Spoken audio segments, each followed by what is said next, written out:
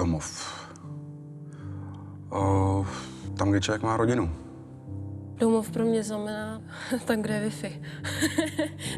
Tam, kde je internet, tam, kde je teplo. Domov je miesto, kde som spokojný.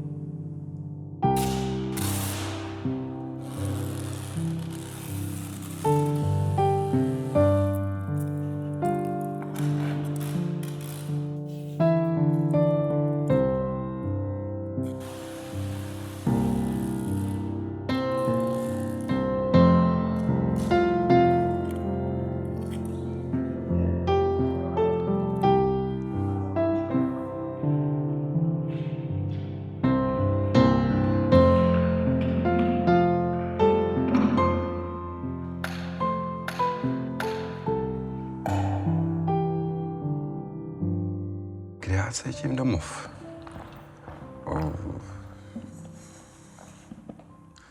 Já vlastně necítím nikde doma. Všude je můj domov. Všude je můj domov vlastně. Já jsem se odstěhoval sem do Čech jako malý kluk, vlastně jako batole. A byl jsem vychován na arabské kultury, jelikož oba moje rodiče jsou z Alžíru. Tak mám takový jakoby mix ty výchovy českou, arabskou a vlastně ani jedna nemůže být 100%. Je to trošku složitější, no. Protože člověk sám za sebou bojuje, kde je, respektive čí je, nebo vím jenom odkud jsem, ale jako nevím přesně. Nemůžu říct, že jsem Čech a nemůžu říct, že jsem Arab vlastně. Jsem takový jako... Takový já.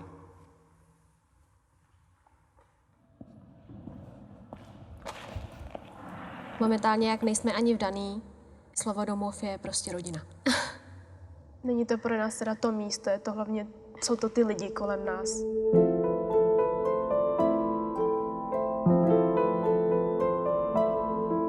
Když jsem chodila ještě do české základní školy, tak ty děti to nebraly úplně dobře. Byla jsem prostě jiná, takže dělali mi různý naschvály, takže jsem dostávala docela těžký čočky, no.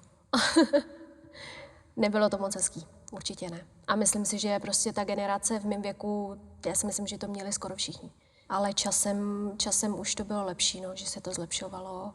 Už mě brali takovou, jaká jsem. Přežila jsem to a myslím si, že vlastně potom ten čas všechno jako spravil a určitě mě tak momentálně nic nechybí a cítím se tu opravdu jako doma. Já se tady cítím dobře, mě nic nechybí. Jak jsem tady od malička, jak jsem se tady narodila, tak vlastně kamarády jsem měla vždycky. Neměla jsem problém ani se domluvit, protože vlastně jsem se narodila do toho jazyku, bych řekla, takže nemám problém s ničím.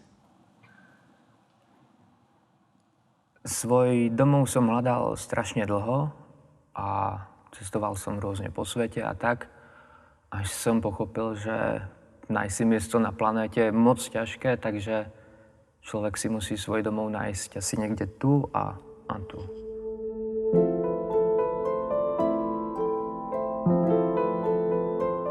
Keď som mal 18, tak som odišiel z domu, pretože rodina sa vlastne rozbila a všetci odišli do sveta. A ja som to skúšal stejne tak ako oni, ale pochopil som, že ani jeden z nich nie je spokojný na svojom mieste a že nechcem dopadnúť takisto ako oni. Takže som to miesto začal hľadať niekde inde, než ho hľadali všetci ostatní a myslím, že som ho práve v tom zmierení sa sám so sebou našiel.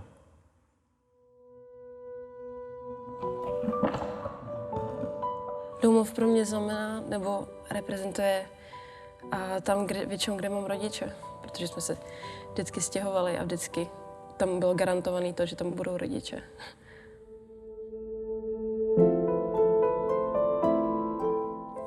Necítím se jako Češka, i když umím česky a povídám a chodím a bydlím tady v Čechách docela dlouho, tak v srdci se tak necítím.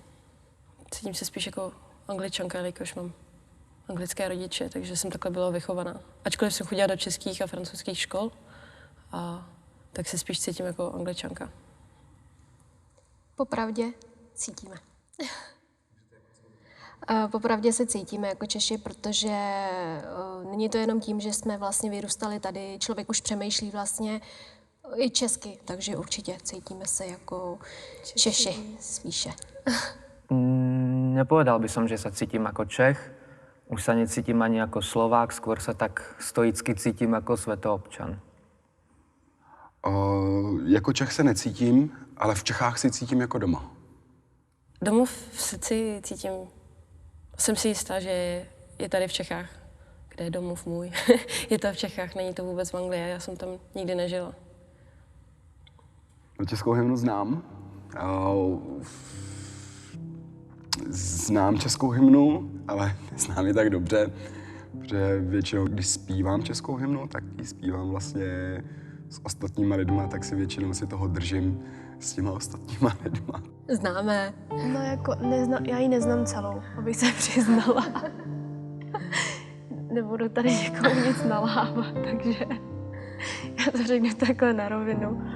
Ano, jak jsem říkala, tak jsem chodila do českých škol, takže samozřejmě jsem nemusela umět českou hymnu, protože jsme ji zpívali Báhu Debka. Ty si ji pamatuješ? Jo, já myslím, že jo. Kde domov můj, kde domov můj? Voda hučí. Ja to poznám iba v tom. Voda hučí Po lučinách, Bory šumí po skalinách. Jo, Bory šumí a už... Vory. Bory. Já jsem si vždycky myslel, že jsou to jako vory. Tie drevené kládě. No jo, se člověk učí celý život. Po skalinách. Nevím. Nepamatuji si to vůbec. A keby sme začali s tým iba, že v Sadetky se jara květ, protože už jako tam s těmi vorami a vodami to už asi nespojím. Kde se skví se z jara květ? Jo, v sadě květ. Kde se v sadě skví se z jara květ? A to je tá krásná země, země česká, domov můj. O čem? v podstatě o té krajině, jak to říct, v tom státu, že to bereme jako domov celkový, takový, jaký je. Česká hymna je vlastně o hľadaní domova. S těma všema krásama toho státu.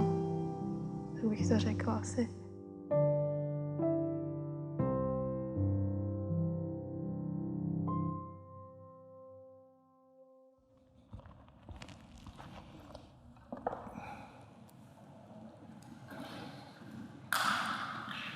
I have my home in Venezuela, but it's not possible to be there in this moment because it's not a safe place for anybody.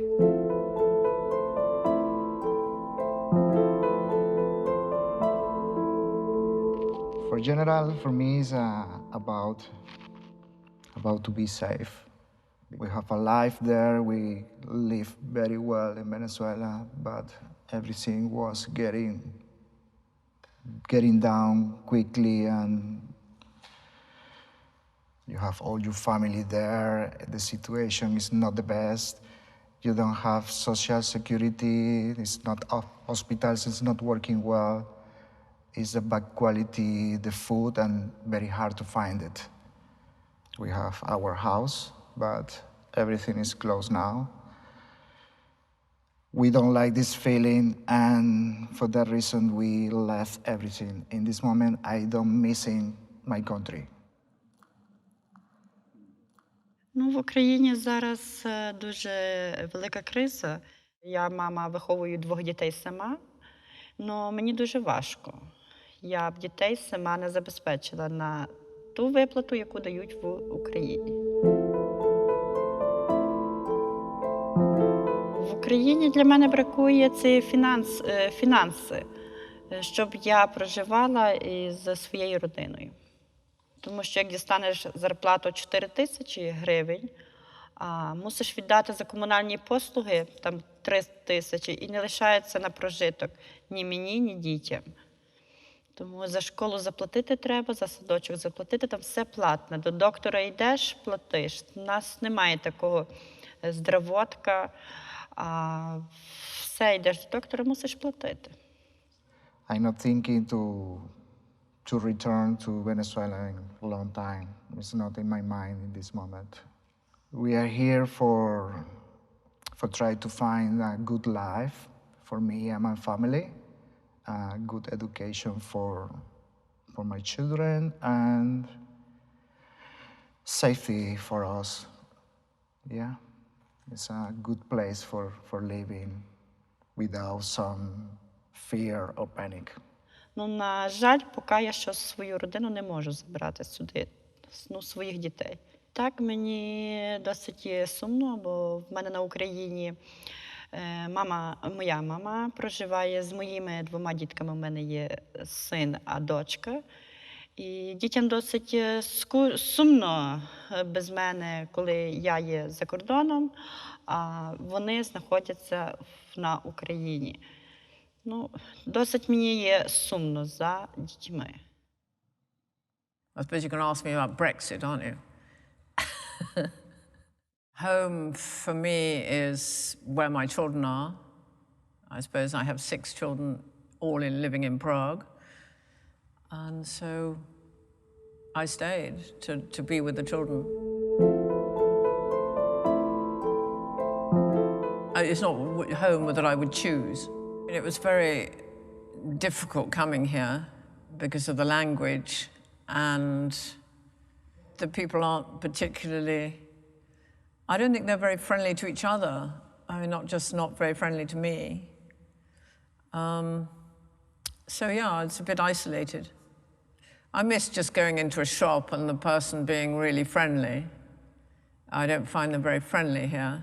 I think I feel that England is my home, but I don't live there anymore, so it's not.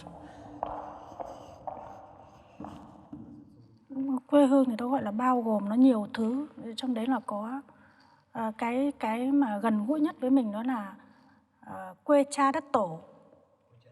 Quê cha đất tổ có nghĩa rằng là nơi đã sinh thành ra ông bà bố mẹ mình và dưỡng dục mình thành con người trưởng thành, thì đấy mới gọi là quê hương.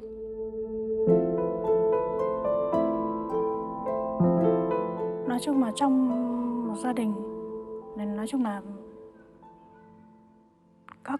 nói chung là cô chú thì lớn lên và sinh ra đều ở Việt Nam, sang đây rồi bây giờ sang bên này cuộc sống là mưu sinh ở bên này, thì đã sinh ra các em bên này, thì trong một gia đình có 2 cái thế hệ như thế nó cũng sẽ khác nhau nhiều cái, thì có những cái đôi lúc cô chú cũng phải lắng nghe các em, là từ cái môi trường học hành, còn đi sang ra ngoài này rồi thì về cái xã hội của Tiệp này, nói chung là nhiều cái cô chú không hiểu cũng phải nhờ các em giúp đỡ. Thì cô nghĩ rằng là cái đấy cũng là một cái tốt cho sau này.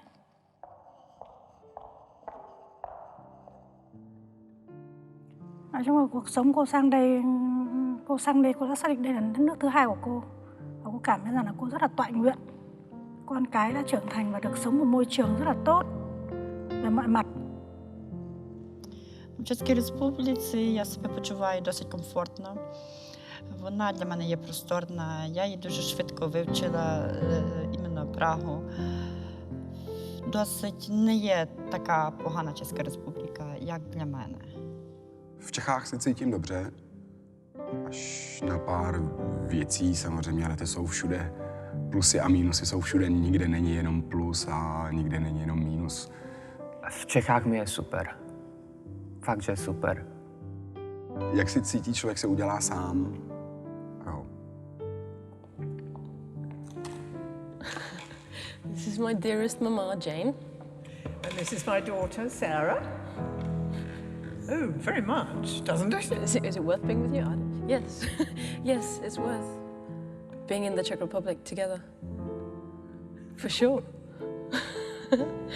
I can feel here like my new home. Yeah. It's great, I think. Yeah. I feel very good. I feel like another Czech.